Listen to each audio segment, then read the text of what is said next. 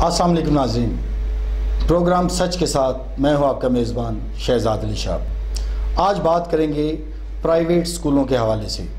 तो जैसा कि सब जानते हैं कि प्राइवेट स्कूल्स जो कि हर गली मोहल्लों में वाक़या हैं और अरसा दराज से कायम दायम हैं, आप जानते हैं कि वहाँ पे आजकल कुछ ऐसे हालात पैदा हो गए हैं कि जहाँ पे एक्स्ट्रा फ़ीसें, हर एक्स्ट्रा यूनिफॉर्म की मद में पैसे और बुक्स स्कूल से मिलती हैं। इस दौर में, ये ऐसे महंगाई के दौर में गरीब आदमी 2 वक्त की रोटी नहीं खा सकता।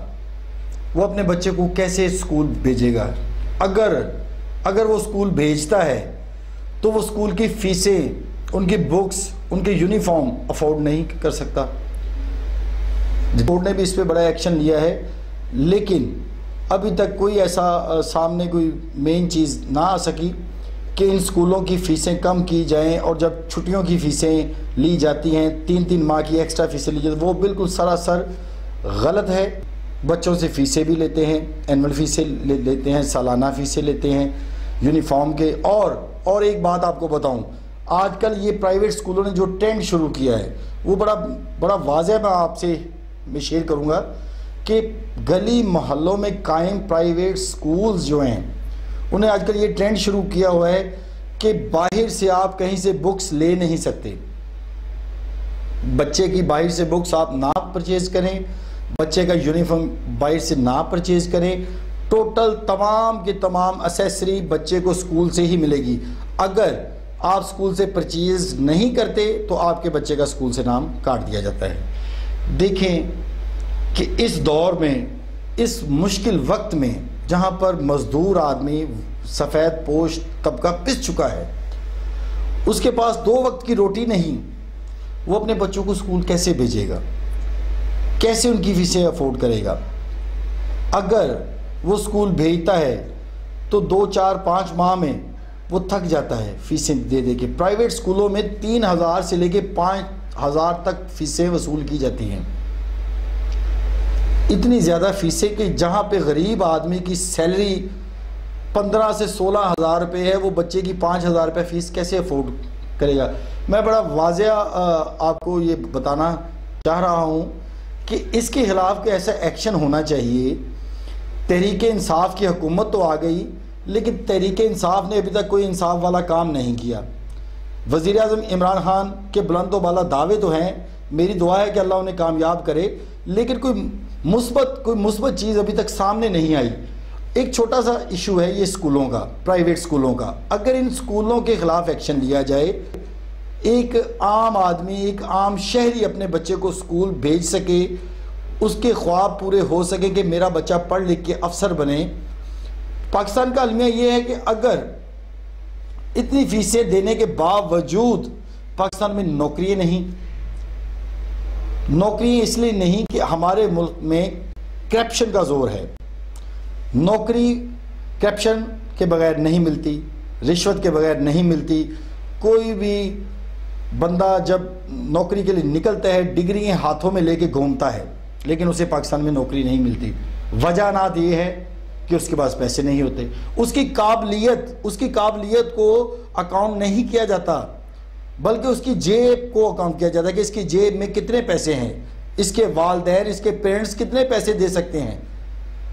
तो वो बच्चे जो बड़े मुश्किल पढ़ के इस हालात तक आते हैं कि नौकरी के काबिल हो जाएं, माँ बाप के ख्वाब होते हैं कि मेरा बच्चा पढ़ लिख के नौकरी करे और हमें भी सुकून दे, लेकिन जब नौकरी की बारी आती है, पाकिस्तान का अलमिया है कि नौकरी मिलती नहीं। बड़े बड़े पढ़े लिखे लोग, बड़े बड़े पढ़ी लिखी फैमिली, बच्चे डिग्रियाँ हाथों में उठाकर फिरते हैं, सड़कों की खाक छानते हैं, लेकिन उन्हें नौकरी नहीं मिलती। वजह सिर्फ यही है कि पाकिस्तान में करप्शन का कोई ऐसा सदेबाब होना चाहिए कि करप्शन बंद हो जाए। अगर कोई बच्चा मेरिट पे है तो उसे नौकरी मिले। ऐसा अगर हो जाए तो मेरे ख्याल से पाकिस्तान बड़ा खुशहाल मुल्क बन सकता है। पाकिस्तान तरीके इंसाफ के दावे आहिस्ता आहिस्ता सामने आ रहे हैं। मेरी ये दुआ है कि ये हुकूमत कामयाब हो, क्योंकि कोई भी जमहूरी हुकूमत जब इक़्तिदार में आती है उसके दावे बहुत सामने आते हैं, लेकिन उन पे अमल नहीं होता, उनको अमली जामा पहनाया ही नहीं जाता।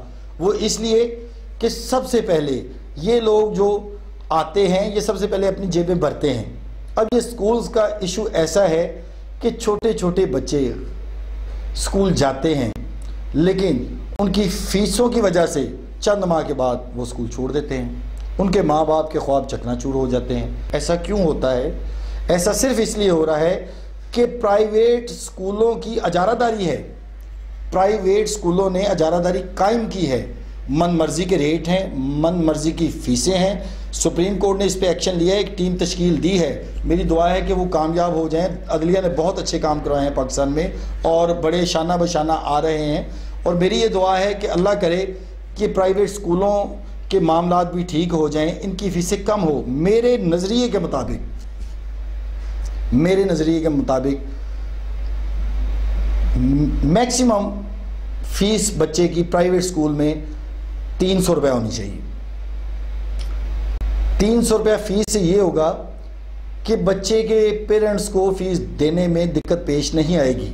जब बच्चे की फीस 3000 होगी, 4000 होगी, 5000 होगी, तो जाहिर बात है वो अफोर्ड कर ही नहीं सकते। एक बंदा अपना पेट पालेगा या अपने बच्चे को स्कूल भेजेगा।